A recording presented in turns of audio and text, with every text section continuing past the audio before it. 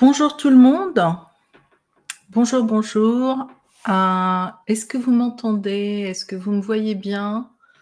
On va donc, le temps que les personnes arrivent. Oui, super, merci. Comment allez-vous? Est-ce que vous êtes au travail? Est-ce que vous êtes en vacances? Je vis dans une région où, on a constamment des afflux de voyageurs. Je suis dans le Var, donc sur la presqu'île de Gien. Et donc, en ce moment, tout ici a un air de vacances. Voilà, beaucoup de personnes. Alors, tout est OK pour vous? Parfait, parfait. Alors, dites-moi un peu de quelle partie de la France ou de la planète, parce que voilà, cette masterclass est de plus en plus internationale. Vous vous connectez et pourquoi ce sujet est intéressant ou important pour vous. Voilà, dans 3 petites minutes, nous allons démarrer. Alors, pour les personnes qui se sont inscrites, qui ne seront pas là, qui voudront revoir cette masterclass, sachez que vous la retrouverez en replay sur ma chaîne YouTube Zenage, les destinations du bonheur. Donc, je vous invite vraiment à vous abonner à la chaîne YouTube parce que c'est là où vous retrouverez d'ailleurs les replays de toutes les masterclass en écotourisme. Alors Stéphanie, je suis dans les Alpes-Maritimes. OK, allez-y, mettez-moi dans le chat, voilà, qui vous êtes, ce que vous faites et où est-ce que d'où est-ce que vous vous connectez? Donc Offray de Paris et donc n'hésitez pas aussi à me dire, vos activités. Donc moi j'aime bien, connaître, savoir qui sont les personnes qui sont connectées à ma masterclass. Parce que je ne dirai jamais la même chose en fonction, des personnes qui sont là. Et c'est pour ça aussi que j'aime bien que vous me disiez quel est votre intérêt au fait pour cette, masterclass finalement, pour ce sujet qui est abordé aujourd'hui. Je voulais aussi, vous remercier toutes et tous. Aujourd'hui, vous êtes plus de 2 900 personnes à être inscrits à ma newsletter Écotourisme 5.0, donc Zenage, les destinations du bonheur. Vous êtes, plus de 2 700 au fait à participer aux différents événements et vous êtes aujourd'hui, plus de, 390 à être inscrits, sur ce sujet-là. Voilà, donc merci, merci, aussi de vos partages. Il y a énormément de partages de cette masterclass, donc je tenais vraiment à vous remercier, voilà, de l'intérêt que vous portez à ça. En tout cas, moi, c'est aussi ce qui m'inspire et ce qui me donne envie de continuer à faire ces masterclass malgré un agenda, en ce moment très, très chargé et pas toujours évident d'être au bon endroit aussi pour faire les masterclass. Donc, merci à vous. Alors, je lis waouh d'Arabie Saoudite. OK, quelle heure est-il en Arabie Saoudite? OK, je suis à Lyon, mais je m'intéresse au désert algérien avec Warrior Road Trip et une grande attache avec Biskra. OK, super, très, très bien. Je serai dans le désert dans quelques jours. Mais je serai à la frontière du désert entre le Maroc et l'Algérie. J'ai eu connaissance grâce au Christie conférencière Le Campus, vendre collectivité. OK, tout à fait. OK, parce que oui, il y a un partage aussi avec eux. Donc, OK, super. Alors, je vais prendre encore 2 ou 3 petites. Je vois qu'il y a une personne qui écrit. Donc, allez-y, partagez-moi donc votre activité et ce que vous faites, où vous êtes. Bien, donc aujourd'hui, nous allons parler en effet à la fois de l'entreprise et du territoire. Alors, je contribue aussi avec DLF 44 à faire connaître la Palestine. OK, je ne connais pas la Palestine, je connais le Liban, je connais la Syrie, je connais pas mal d'endroits du Moyen-Orient, Oman, Dubaï, le Wadi Rum, mais je ne suis jamais allée en Arabie Saoudite. Je sais qu'actuellement, il y a des très grands projets en Arabie Saoudite, autour de la mer Rouge, comme le projet Ramallah et autres. Voilà. Alors, question pour vous et j'aimerais vraiment que, vous me mettiez dans le chat, heu, où vous en êtes de votre questionnement, d'accord?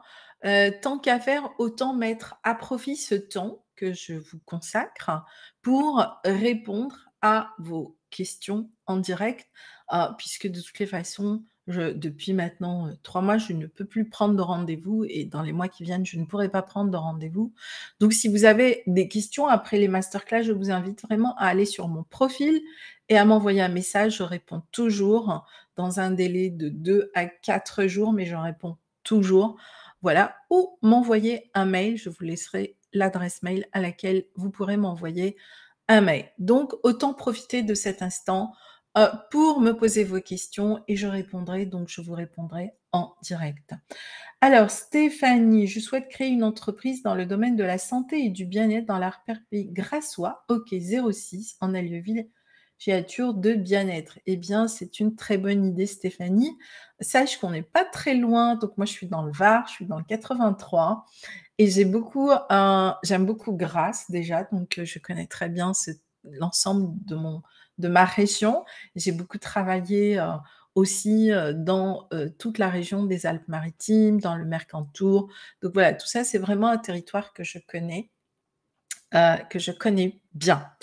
Alors, qu'est-ce que nous recherchons lorsque nous prospectons? Personnellement, qu'est-ce que je recherche quand je me connecte ou je m'inscris pour une masterclass, pour un webinaire?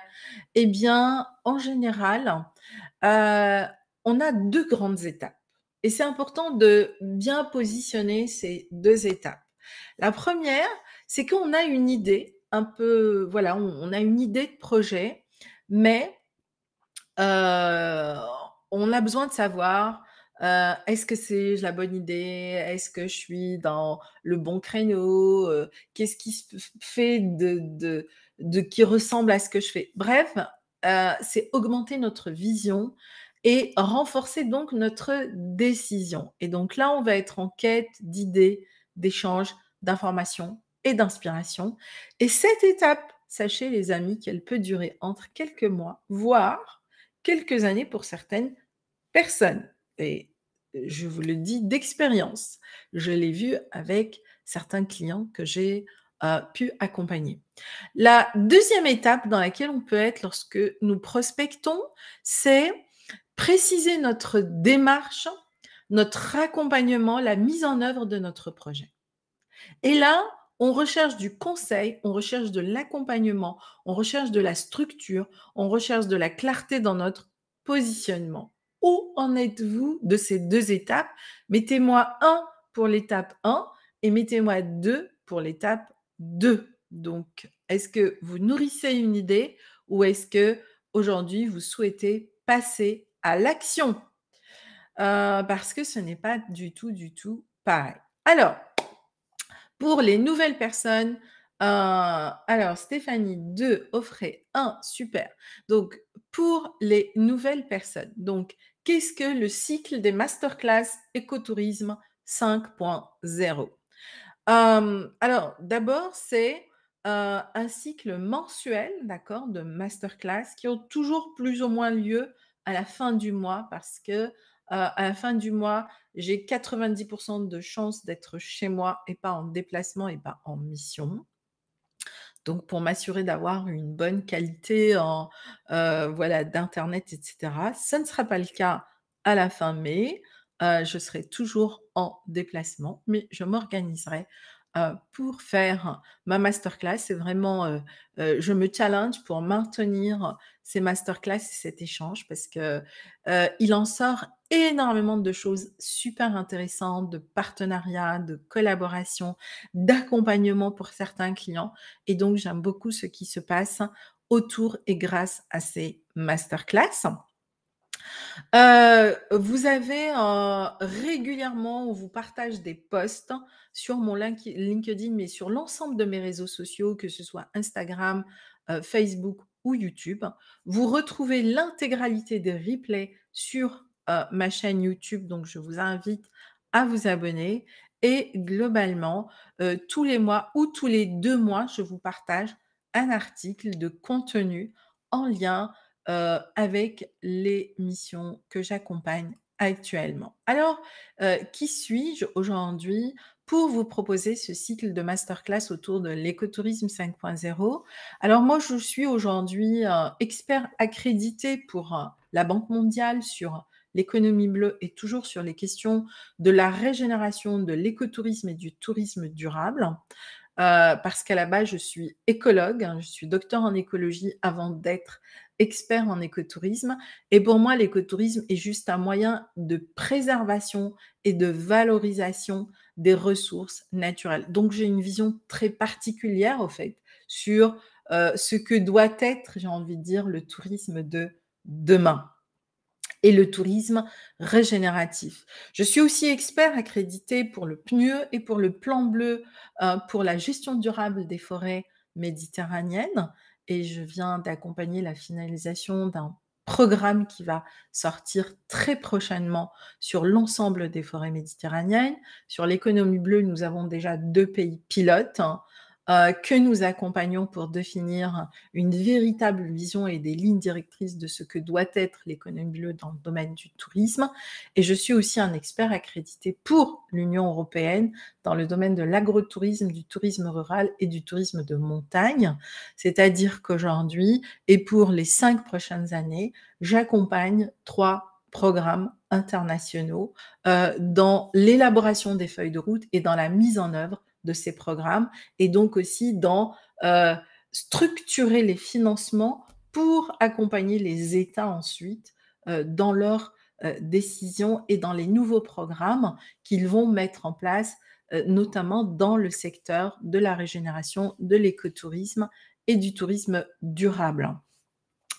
Ce métier, je le fais pas depuis 2020. Ce métier, c'est une passion et cette passion était claire pour moi puisque depuis l'âge de 9 ans, je sais exactement ce que je vais faire. Je voulais faire de l'écologie, je voulais guérir la planète. C'était exactement ce que je disais et c'est vraiment ce sur quoi je me suis consacrée et ce à quoi j'ai consacré, et bien, toute ma vie.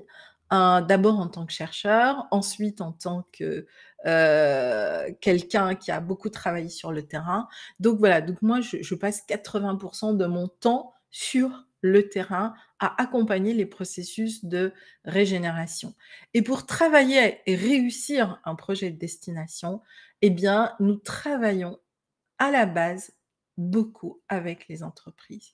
Dans chacun de ces programmes dont je vous parle, nous allons accompagner des centaines d'entreprises qui vont s'engager sur la transition écologique, sur la régénération et sur la mise en place de tourisme durable. Et c'est pour ça que j'aime les programmes internationaux, parce que cela nous permet d'avoir des moyens et de mobiliser des moyens pour accompagner les entreprises. Euh, Malheureusement, beaucoup de ces programmes ont lieu essentiellement à l'international.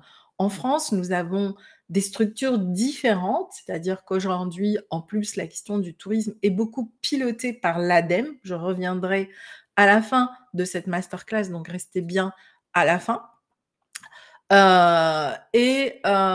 L'accompagnement, voilà, des entreprises ne se fait pas non plus à la même hauteur en termes d'intervention, de financement, de projets et cetera et cetera.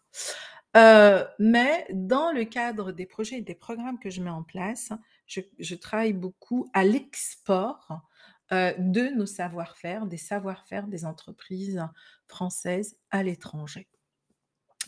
Voilà, donc j'ai eu l'occasion de travailler dans plus de 23 pays. J'ai accompagné plus de 150 000 entrepreneurs sur mes anciens programmes et j'ai bien l'intention de doubler ce chiffre dans les 5 ans qui viennent sur, les 4 programmes que je viens de vous, partager et j'ai à mon dans mon CV la création de 2 destinations aujourd'hui qui sont classées au rang mondial des destinations d'excellence et des 90 plus belles destinations au monde, la vallée du Ziz au Maroc, avec l'offre, écotouristique, le produit écotouristique, la route du Majoul. Si, vous voulez savoir qu'est-ce qu'on a fait, eh bien, encore une fois, je vous invite à aller sur ma chaîne YouTube. On a fait un podcast spécial avec mon collègue François Huet d'Expérientiel, hem, sur ce sujet-là, sur, la route du Majoul. Et la deuxième destination, c'est celle dont je vais vous parler aujourd'hui parce que vous allez voir comment, en travaillant à l'échelle d'une destination, encore une fois dans le cadre d'un programme européen, on a accompagné plus de 150 entreprises à transformer leur vision du tourisme. Et donc, comment justement on construit ce lien avec la destination, au-delà des aspects de compétitivité des destinations, de, hem, voilà, où on est constamment dans cette pression, des chiffres. Bien sûr que les chiffres sont importants. Moi, j'aime les chiffres dans le sens où quand mes chiffres me permettent d'avoir le tableau de mes KPI et de pouvoir vérifier est-ce que les chiffres sont en accord avec les actions que je mets en place? Si oui, bah, très bien, on continue et c'est à cela que c'est un tableau de bord. Mais si on fait des tableaux de bord, mais qu'au final, malgré les actions que l'on met, nos chiffres ne sont pas bons, ce qui est le cas par exemple, depuis, 2022, les chiffres du tourisme, les impacts du tourisme en France et partout dans le monde sont très mauvais. Donc, ça veut bien dire que même si on parle d'éco-responsabilité, il y a un problème. Et je vous dirai d'ailleurs ce qui est en train de se préparer pour, hem, accompagner d'une certaine manière, en tout cas ici en France, les entreprises touristiques à vraiment, devenir beaucoup plus éco-responsables. Alors j'aime beaucoup cette photo parce que, ça c'est vraiment le travail qui a été fait sur la vallée du Ziz, et c'est ce qui me vaut aujourd'hui d'être vraiment reconnue comme une spécialiste de la régénération, par la valorisation, des ressources. Et ça, c'est le projet dont je vais vous parler aujourd'hui. Donc c'est la Garrotxa, c'est dans la Catalogne et donc là, c'est vraiment un projet entre un territoire et des entrepreneurs, qui ont vraiment travaillé la main dans la main et comment, le territoire donc, a accompagné ces entrepreneurs, et à travers 3 programmes européens, c'est-à-dire on a investi dans les entreprises plus de 15 millions d'euros en, heu, processus de transformation. Alors d'abord, quelques chiffres, du tourisme en France. Donc, l'année 2022 a été vraiment une année record puisqu'on a fait près de 58 milliards de recettes en France dans le domaine du tourisme, ce qui est une hausse de 1,2 milliard, c'est-à-dire que, par rapport à l'année 2019 qui avait été, connue et reconnue comme aussi une excellente année, eh bien 2022 a surpassé 2019. On a accusé plus de 10 millions de nuitées, et sur ces 10 millions de nuitées, il faut savoir que plus de 60 étaient en court séjour, d'accord?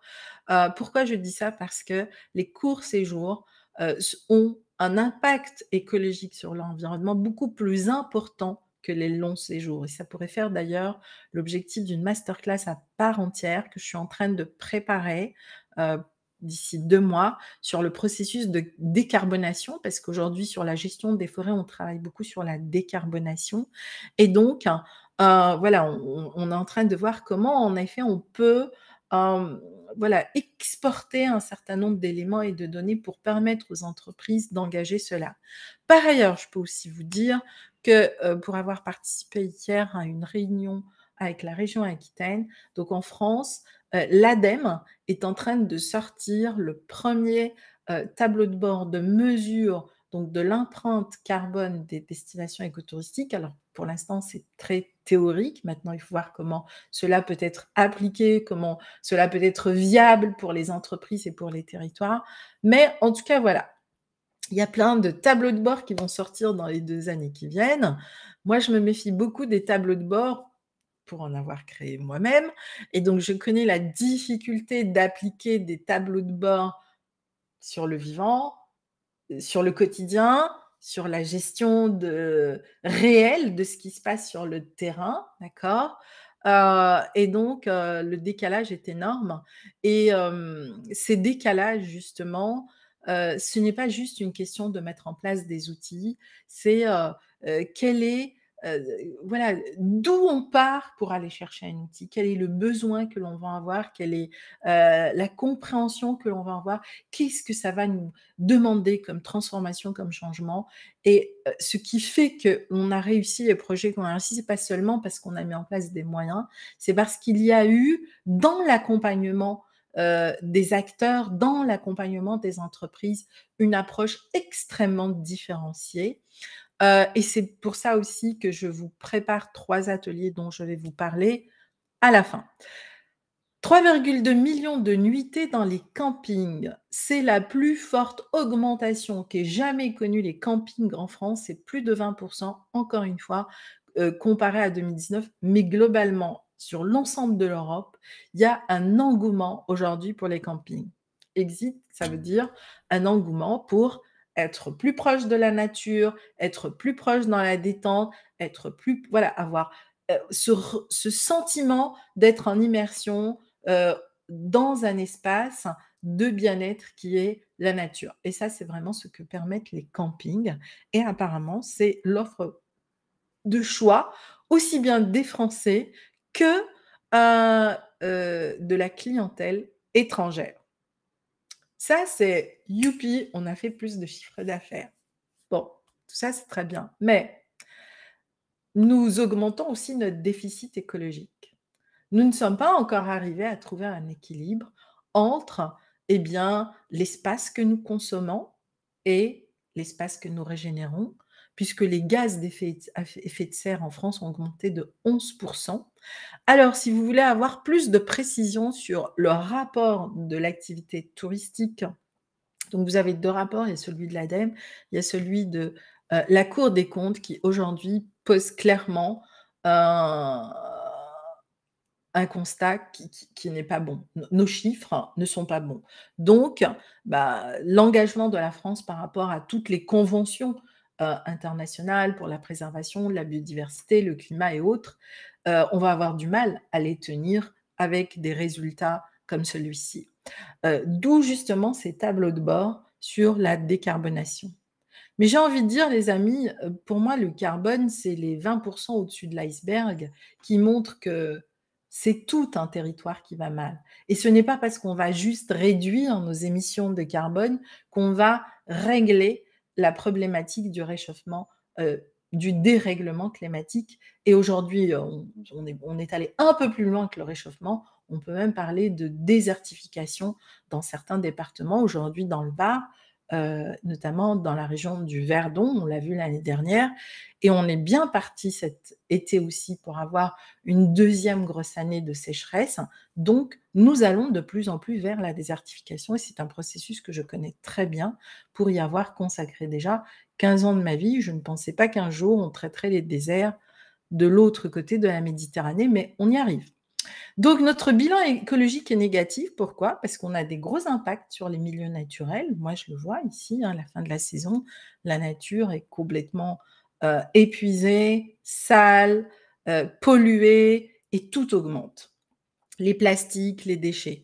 Il y a eu plus de 15 d'augmentation des conflits d'usage dans les zones de montagne en 2022, de nuisances sonores, sans parler aujourd'hui du manque drastique d'eau. Le Verdon, par exemple, a eu une année négative l'année dernière à cause, de la sécheresse. Donc la pression touristique, c'est pas juste un sujet de discussion, c'est ce sur quoi nous devons travailler et c'est ce sur quoi nous allons beaucoup travailler dans les programmes dont je vous ai parlé. Alors ma première question, puisque vous êtes là et que l'idée c'est de parler de votre entreprise, votre destination, avez-vous une vision d'avenir?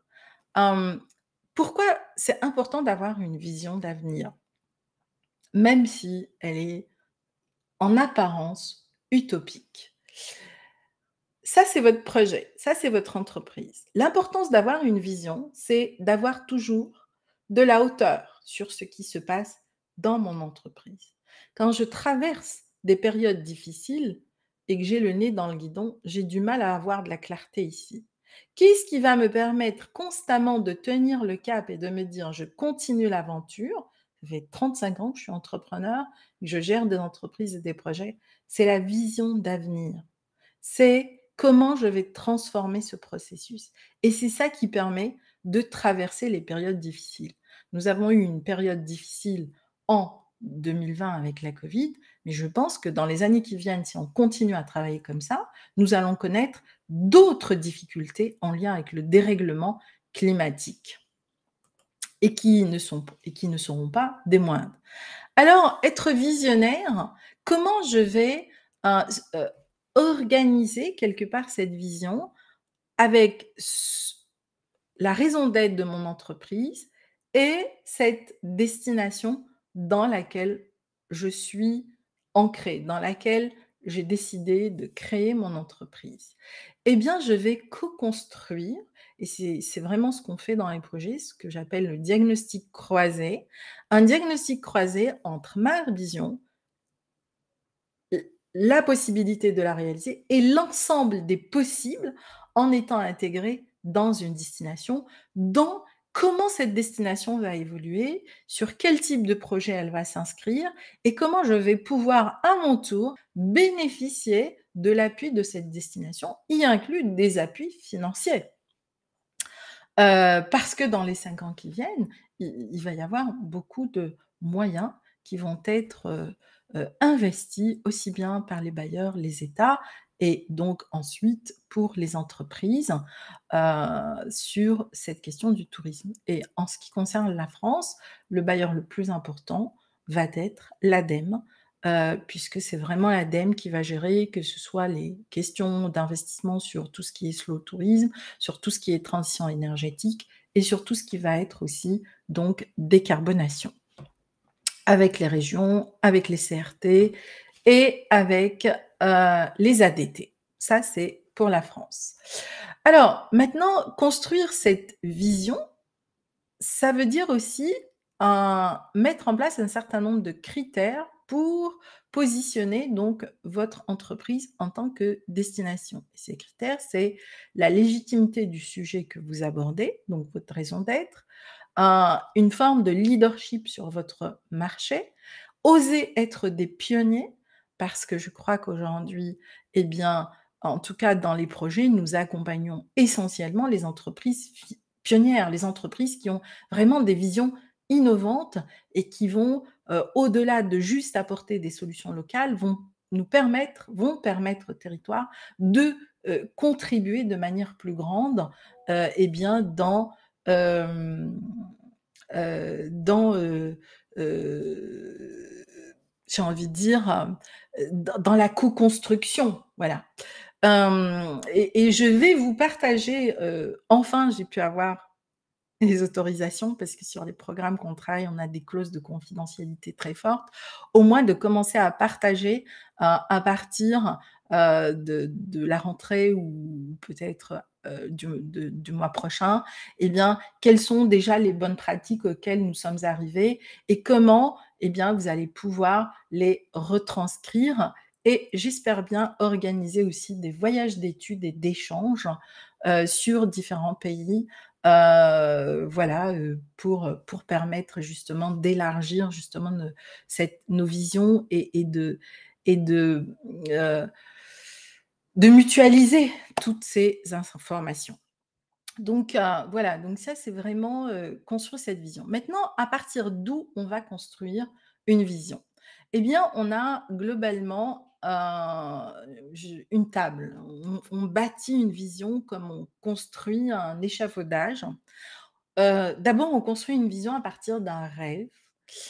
On construit une vision à partir de besoins réels auxquels il faut partir. Aujourd'hui, nos besoins sont des urgences. On construit des besoins à partir de scénarios, ce dont je ne vais pas trop parler aujourd'hui, mais je vous en parlerai la semaine prochaine. Et on construit une vision à partir d'observations. Sur l'ensemble de nos programmes, nous utilisons ces 4 éléments pour bâtir une vision d'avenir et pour ensuite la décliner en feuille de route et pour la décliner ensuite en action, en projet et c'est ce qui va nous permettre et bien finalement de définir le panel d'entreprises qui sont accompagnées. Et donc, comme vous pouvez voir, eh bien, l'entreprise devient le ciment entre le territoire, la destination et la clientèle. Dans le sens où elle va être à la fois la garante de l'expérience réussie, elle va être la garante de la mise en œuvre du projet, elle va être la garante de l'offre déclinée et réussie, elle va être la garante du lien d'ancrage du territoire à la destination touristique et elle va être la garante de la satisfaction, de l'expérience et de la fidélisation de la clientèle. Elle est le socle du processus, en réalité, de création d'une destination. Et c'est l'entreprise qui va permettre de déployer la vision, d'ancrer le processus de territorialisation et d'amener l'ensemble de la valeur ajoutée. Voilà pourquoi j'adore les entrepreneurs. Alors, comment on va construire cette vision à partir d'un rêve? Vous allez voir que le cycle n'est pas tout à fait le même. 1, c'est définir votre rêve. Moi, je me reconnais très bien là-dedans. Moi, j'ai eu un rêve à l'âge de 9 ans et ma vie a été d'accomplir ce rêve étape par étape, phase par phase, tout au long, eh bien, des expériences et des challenges que la vie m'a permis d'être.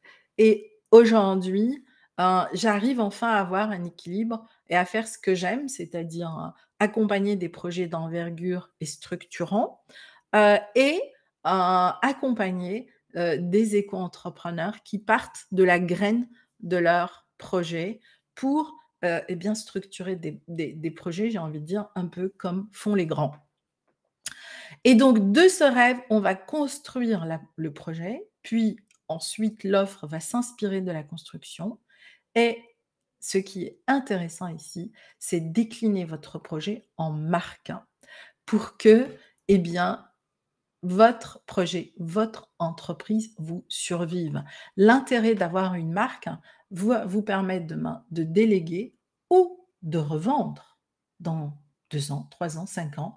Eh bien, vous pouvez revendre cette marque et faire donc une plus-value. Mais tout ça, ça se, réfléchit en amont quand vous allez commencer à créer votre entreprise ou votre projet. Et du coup, ça va vous permettre d'avoir une offre exceptionnelle. Et donc, vous allez avoir au moins 4 années, il faut 4 années pour bâtir jusqu'à la marque et avoir un socle solide. Et après, eh bien, vous allez avoir une offre expérientielle parce que, eh bien, elle vient de cette déclinaison d'un rêve, donc d'une thématique très forte, mais d'une thématique qui en général et en lien avec votre vie, votre expérience, donc beaucoup de storytelling et donc vous allez pouvoir la déployer. C'est un peu l'histoire de la route du Majoul.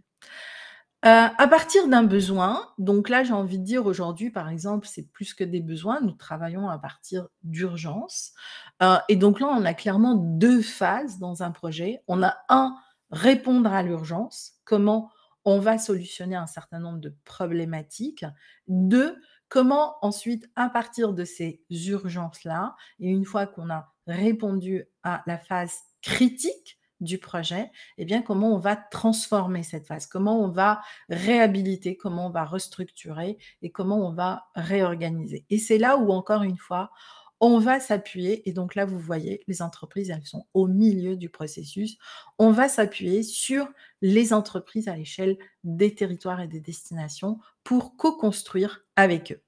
Et donc, là, on va travailler sur ce diagnostic croisé entre les besoins du territoire et les besoins de l'entrepreneur et comment ensemble on va les accompagner à construire un même message pour sortir une offre thématique qui sera portée par les 2. Et ça, c'est super intéressant parce que du coup, eh bien, votre territoire va devenir aussi un véritable appui et support de communication et donc du coup, va aider à drainer toute une clientèle et vous savez que le poste le plus cher pour une entreprise, c'est toujours l'acquisition de nouveaux clients.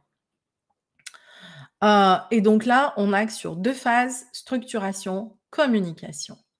Enfin, partir, hem, d'un scénario. Donc là, par exemple, eh bien, on va imaginer, des scénarios d'avenir, d'accord? Différents scénarios sont actuellement, imaginés et ce sont ces scénarios qui vont faire que on va bâtir les stratégies de demain et sur lesquelles aussi bien, les bailleurs, les États et cetera travaillent, mais aussi, certaines très grandes entreprises et ces scénarios, certains vont aboutir et vont définir quelque part notre avenir. Et donc là, on va imaginer ces possibles et à partir de ces possibles, on va faire des testings, donc on va structurer des offres qu'on va mettre en test et nous allons voir sur 2 ans, 3 ans, qu'est-ce qui marche, qu'est-ce qui ne marche pas, comment ça marche et comment on va pouvoir dupliquer ce qui marche. Donc on va travailler en forme de projet pilote. Les projets pilotes peuvent être portés par les entreprises et donc là, on va créer des itinéraires donc d'entreprises et d'entrepreneurs qui pourront être élargis et dupliqués. Le quatrième point de vue, c'est celui de l'observation et donc là, j'ai envie de dire, c'est quand tout va bien, nous allons tout simplement observer l'évolution de l'écosystème et on va créer un projet avec l'écosystème et on va structurer une offre à partir de cet écosystème et on va travailler avec des entreprises qui vont avoir envie de contribuer à la préservation et en général ici, l'outil phare, c'est la labellisation du processus. L'écotourisme, eh bien, s'inspire totalement de ce quatrième point de vue. Qu'est-ce qu'on peut valoriser et préserver? Comment on peut créer un projet de préservation et de valorisation de la ressource? Comment nous allons travailler sur des offres thématiques et ciblées en écotourisme avec les différentes entreprises qui sont sur ce lieu? Quel est le meilleur label qui va leur permettre de pérenniser leur activité, d'être reconnus comme ayant une démarche spécifique? Et quel est et comment ce label va amener, porter la destination à un niveau supérieur? Et donc là, on est vraiment dans cette valorisation de la chaîne de valeur de l'entreprise touristique et c'est ce que nous permet de faire l'écotourisme. Alors, je vais vous parler rapidement donc de cette étude de cas. Donc c'est exactement ce qu'on a fait donc à la Garrotxa dans le parc national en Catalogne et là, par exemple, on est parti, heu, de l'écosystème et l'objectif a été de transformer une région minière en une région agro-éco-touristique et donc, c'est ce qu'on appelle la région des 40 volcans aujourd'hui et on a transformé cette industrie minière en une marque écotouristique et donc on a construit tout le projet à l'échelle de la destination autour d'une seule thématique et d'une seule offre pour donner de la valeur ensuite à l'ensemble de la destination et ça, c'est ce qu'on a beaucoup de mal encore à faire en France. En France, on a beaucoup d'offres sèches, et c'est pour ça qu'on a beaucoup de courts séjours et que notre empreinte écologique n'est pas bonne parce que, bah, chaque offre sèche est une démultiplication, j'ai envie de dire, de la difficulté à l'échelle du territoire. Ensuite, on a, structuré donc, tout le périmètre de cette destination avec des zones touristiques, des zones à préserver totalement et sur les zones touristiques, on a réuni un panel d'entreprises, et d'entrepreneurs pionniers qui avaient envie de transformer leur activité donc, minière en une activité agro-écotouristique et on a créé une première marque territoriale. Pourquoi? Parce que cette marque territoriale nous a permis d'aller chercher les financements. Donc là, c'est lors de la signature, des financements, donc pour le projet et ensuite, on a vraiment, heu, mis en place l'ensemble du territoire et de ses acteurs pour accompagner, les entreprises à créer cet itinéraire, donc qui est un itinéraire pédestre qui permet aujourd'hui de réunir tous les volcans et qui a permis de décliner les offres en différentes thématiques autour des hébergements, de la gastronomie, de l'agriculture durable, de l'élevage, de l'accueil à la ferme, hem, du bien-être, voilà, avec toutes les activités. Mais tout ici se fait en randonnée, à pied ou à vélo, mais c'est surtout à pied. Et donc, eh bien, une fois qu'on a fini tout cet itinéraire et qu'on l'a structuré avec les entreprises, eh bien, nous avons créé une marque, et cette marque aujourd'hui, eh bien, elle est déclinée pour les entreprises. Donc ils ont vraiment, une véritable marque à la fois commerciale et à la fois territoriale et cela leur a permis aussi d'être accompagnés sur toute la partie, justement, communication autour de leurs offres, marketing autour de leurs offres et digitalisation de leurs offres. Voilà comment on optimise des échelles de travail à l'échelle d'un territoire avec les entreprises. Hem, En France, on a beaucoup de mal en réalité encore à travailler comme ça. D'abord parce qu'on a un millefeuille administratif qui est, juste énorme.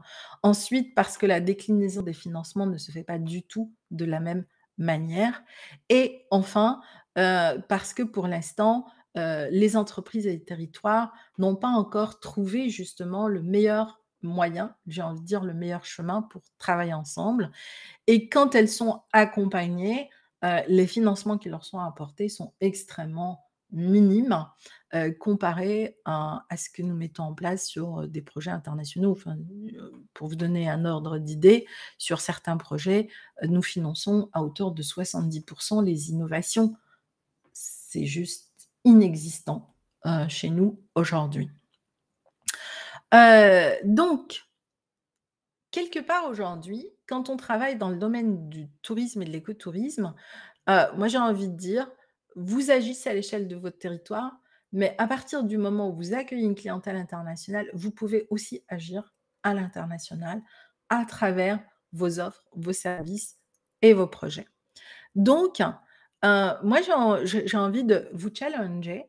J'aimerais faire, une compilation de bonnes pratiques aujourd'hui, d'entreprises chez nous en France et qui seraient intéressées justement, de partager ces bonnes pratiques et de les, pourquoi pas, de les exporter sur différents autres territoires, sur lesquels nous travaillons. Et du coup, eh bien, ça pourra aussi faire l'objet d'interviews et cetera. Donc, si vous avez des bonnes pratiques que vous aimeriez partager autour de vos projets, eh bien, les amis, on vous a mis le lien de mon LinkedIn. N'hésitez pas à m'envoyer un message, et en fonction du projet et des cibles, eh bien, on reviendra vers vous. L'autre chose, c'est que la semaine prochaine, le 2, le 3 et le 4 mai, je vous invite à me rejoindre, sur les workshops «Les solutions fondées sur la nature, un ancrage véritable pour co-créer vos projets éco-responsables et bancables». Ce sont 3 workshops que je fais qui synthétisent de manière assez concrète et pragmatique aujourd'hui, à la fois les difficultés que nous avons et là je vais revenir essentiellement sur la France, d'accord? Hem, les difficultés que nous avons aujourd'hui à avoir un véritable tourisme régénérateur. Donc je vous le dis tout de suite, je ne vais pas parler de flux touristique, je ne vais pas je crois qu'aujourd'hui, ça, vous pouvez aller sur les sites des CRT, on ne parle que de ça. Je vais vraiment parler aujourd'hui de comment on peut emmener chez nous aussi ce tourisme régénératif. Comment peut-être en créant des groupes de professionnels, nous allons pouvoir à l'échelle de micro-destinations faire la différence. Et je vais partir lors du premier workshop de cette vision qu'a eu l'ADEME en créant ces 4 scénarios, d'avenir autour du tourisme. Le scénario, génération frugale, coopération territoriale, technologie verte, Paris réparateur. Tout ça, c'est super, mais moi, j'aime bien aller dans le concret. Hem Qu'est-ce qui va être réaliste et réalisable? Vous savez, ça fait plus de 55 ans qu'on parle du dérèglement climatique. Pourquoi il a fallu qu'on en arrive là pour se mettre au travail? C'est qu'il y a quand même une équation dans tous ces processus dont on n'a pas tenu compte, au fait. Et pour moi, aujourd'hui, c'est ça, le socle qui va faire que l'on réussira. On veut l'entendre, on veut pas l'entendre. Comme on dit: «I don't care». Moi, c'est là-dessus sur quoi je veux avancer et sur quoi j'avance.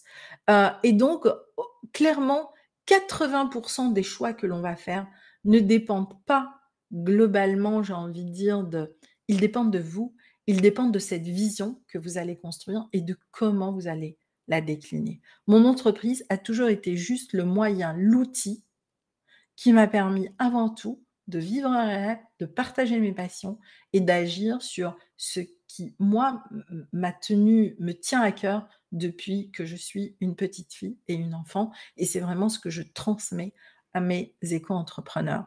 Et c'est aussi ce que je mets en place dans les projets, dans les programmes. Donc, quelle véritable solution découle aujourd'hui de chaque scénario? Et je vous partagerai aussi, aujourd'hui quels sont les outils qui sont en train d'être préparés pour accompagner les entreprises de demain qui vont s'engager dans l'éco-responsabilité. Et ça aussi, c'est pareil. Le deuxième workshop qui aura lieu le mercredi 3, c'est toujours de 13h à 13h45. Je vous donnerai le lien. Vous pourrez vous inscrire. C'est sur inscription et ça se passera dans un groupe que j'ai créé sur ma page Facebook. C'est vraiment, on va travailler sur une étude de cas sur l'écosystème forestier aujourd'hui et comment aujourd'hui, finalement, heu, on intègre, j'ai envie de dire, les super pouvoirs de la nature dans ces processus régénératifs. On parle beaucoup des solutions fondées sur la nature, on parle beaucoup de, les services systémiques que nous rend la nature, mais j'ai envie de dire: «Et nous, quelles sont nos réponses à ces services-là?» Malgré toute la connaissance que nous avons de ces services, nous avons, il faut quand même le reconnaître, et nous sommes à plus de 67 de perte de la biodiversité terrestre. Il ne faut pas s'étonner de la situation, que nous traversons en termes de climat. Et là, encore une fois, qu'est-ce que nous avons négligé dans ces processus? Eh bien, je vais vous montrer aussi qu'est-ce qu'on fait concrètement dans des situations de désertification extrême et qui donnent des résultats aujourd'hui et bien sur lesquels, nous allons continuer à investir. En tout cas, quand je dis «nous», je ne suis que la petite main, des bailleurs, pour comprendre comment on peut arriver à cela et comment on peut ensuite l'exporter dans nos sociétés. Peut-être que vos entreprises vont être celles qui vont l'exporter, chez nous aussi de l'autre côté de la Méditerranée. Mais clairement aujourd'hui, ce qui ressort des données que nous avons, c'est que les engagements sont faibles et qu'il va falloir les augmenter drastiquement et sur du concret. Et c'est pour ça qu'il y a tous ces tableaux de bord qui sont en train d'être préparés parce que, ben, maintenant, voilà, on ne pourra pas juste dire: «Moi, je suis éco, moi, je suis friendly, moi, je suis ci, moi, je suis ça». Il va y avoir des outils de mesure et qui dit outil de mesure, chez nous, dit derrière outil de sanction. Ça va de pair. Voilà, donc comment pouvons-nous éviter tout cela? Et donc ça, c'est vraiment, le la clé du deuxième workshop. Et enfin, le troisième workshop, eh bien, je vais vraiment vous partager, eh bien, qu'est-ce que l'on fait dans les bootcamps Éco-entrepreneurs 5.0? Comment on travaille justement avec la nature et comment on expérimente toute sa sagesse de plus de 4,5 milliards d'années pour justement, créer ces entreprises régénératives. Qu'est-ce qu'on va faire sur l'ensemble de ces programmes jusqu'en 2030? Puisque là, je suis engagée jusqu'en 2030 sur l'ensemble de ces processus et comment vous pourriez, vous aussi, vous en inspirer pour construire vos projets. Voilà, ce qui se passe la semaine prochaine. Hem on vous partagera, sur ma page LinkedIn l'ensemble de ces workshops et vous allez pouvoir vous y inscrire si vous souhaitez y participer. C'est gratuit, c'est offert. Voilà, donc là, je reviens de terrain et donc je vous le partage. Je vous mets aussi le lien ici si vous voulez vous inscrire. Si vous voulez donc me partager des bonnes pratiques, et que l'on, voilà et voir ensuite comment on peut mettre ça en forme, eh bien n'hésitez pas, mettez-moi un mot sur ma page LinkedIn, ou m'écrire aussi sur mon mail lesdestinationsdubonheur@zenage.net. Voilà, j'espère que, cette masterclass vous a apporté un éclairage différent, ou un éclairage tout court ou pas, je ne sais pas, mais en tout cas, si vous êtes encore là, c'est que, ça vous a apporté quelque chose dans ce que vous faites. Hem, En tout cas, moi, je me réjouis de partager avec vous l'ensemble de ces éléments, de vous inviter d'une certaine manière à découvrir ce que je fais. Je sais que ce que je dis est différent de ce que vous entendez tous les jours ou de ce que l'on essaie de mettre en place et aujourd'hui, voilà, ma différence, je la cultive. Ma différence, c'est ce qui me permet aussi d'être, reconnue dans ce que je fais, par des résultats, d'exception. On n'y arrive pas comme ça. Quelquefois, il faut être clivant, il faut être tranchant. Hem et derrière tout ça, il y a, voilà, il y a pas juste un, c'est pas sur Google que je vais chercher mes informations. C'est, 35 ans à bâtir et à construire avec des entreprises de territoire, d'expertise de terrain. C'est ce que j'aime faire, c'est ce que je continue de faire et si je me suis lancée sur le web, c'est vraiment pour partager cela avec le plus grand nombre, parce que, bah, aujourd'hui, voilà, ça me demande de mener de front, 2 domaines qui sont différents en termes de structure et d'organisation. J'ai mis, 4 ans pour arriver à un équilibre entre les 2, pour arriver à faire bouger les lignes.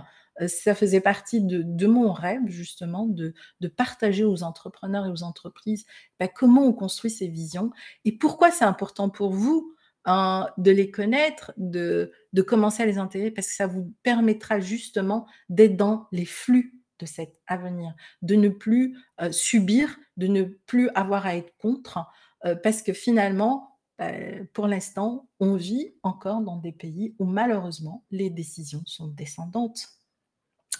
Donc voilà, donc j'essaye de trouver un équilibre entre les 2 extrêmes. C'est pas toujours facile, mais on commence à y arriver. Je vous souhaite une très, très belle journée. Je vous souhaite un très bon week-end, de mai. J'espère, comme on dit, vous retrouver sur les plus belles plages du monde. Voilà, et j'espère vous lire et découvrir vos projets très prochainement et surtout, n'hésitez pas aussi à me dire dans ce que vous entendez, qu'est-ce qui vous interpelle? Qu'est-ce qui vous parle ou pardon, qu'est-ce qui ne vous parle pas? Quels sont les sujets sur lesquels vous aimeriez, que, voilà, je vous partage, cette expérience? Hem Et ouvrez-vous à l'inconnu. Osez aller là où les autres ne vont pas, osez votre différence, osez raconter votre histoire, osez juste être qui vous êtes et osez sortir des sentiers battus. C'est tout ça, c'est vraiment, ce que les voyages et particulièrement ce que l'écotourisme m'a permis de faire et surtout d'être finalement plus que de faire. Merci Delphine, merci Christina, merci Stéphanie, merci Ouhou, si je me rappelle bien d'Arabie Saoudite. Merci à vous tous. Voilà, vous étiez nombreux inscrits mais peu présents. Je pense que beaucoup sont en vacances ou sont déjà partis en week-end. Sachez que je vous retrouve le 28 mai à 11h30 pour la prochaine masterclass sur l'écotourisme 5.0.